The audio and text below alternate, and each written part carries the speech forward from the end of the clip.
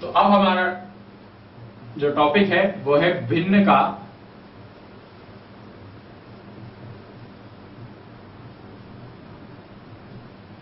पूर्ण संख्या से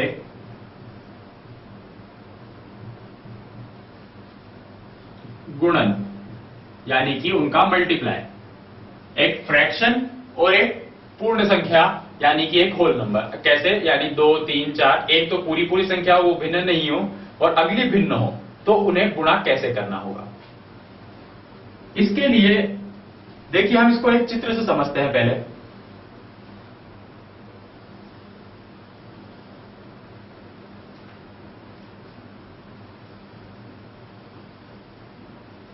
हमने यहां पर दो व्रत लिए और इन दोनों व्रतों को मान लीजिए इसे इस तरीके से 4 बराबर भागों में बांट दिया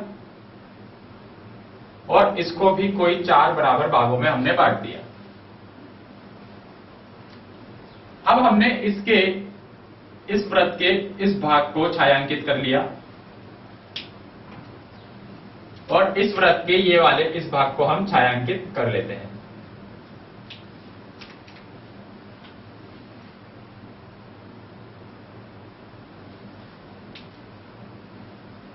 अब हम यहां ये देखते हैं कि अगर इसे हमें भिन्न के रूप में लिखना हो तो हम क्या लिखते हैं?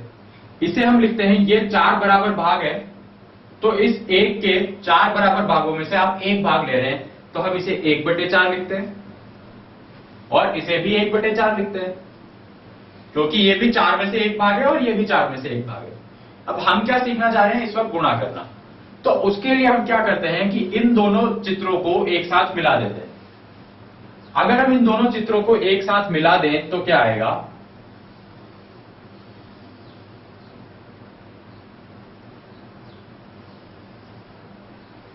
मिलाने का अर्थ है अभी हमने इनको जोड़ दिया, 1/4 और 1/4 को जोड़ दिया, तो इनको जोड़ा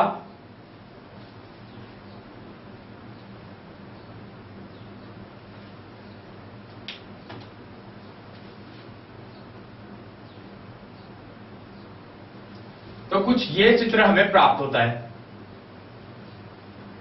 अब इसका मतलब क्या हुआ? यहां आपने इसको 1/4 लिखा था, यहां आपने इसको 1/4 लिखा था। यहां हम देख रहे हैं कि 4 में से 2 भाग हमें मिल गए, तो हम इसे कितना लिखते हैं? 2/4।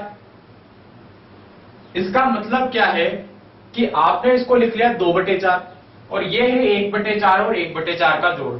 लेकिन आपने किनको मिलाया? इस एक व्रत के अंदर कुल 2 व्रत है, अकेला नहीं है, एक ये वाला भी है और एक ये वाला भी है।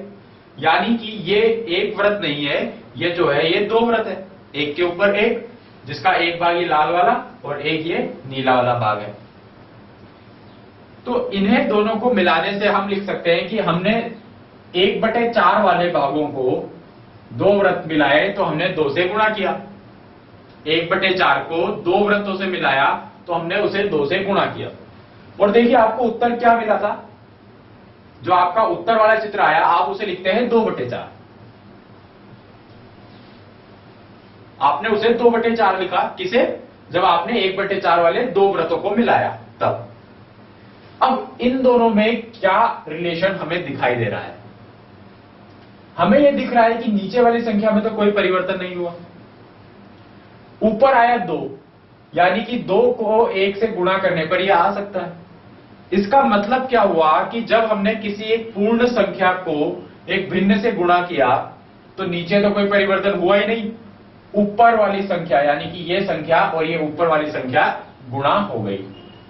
नीचे तो कुछ नहीं बदलेगा, सिर्फ ऊपर वाली संख्या ये गुणा हो जाएगी। इस प्रकार से एक संख्या भिन्न से गुणा हो जाती है। अब हम इसका एक चित्र और लेते हैं, इसे और समझते हैं।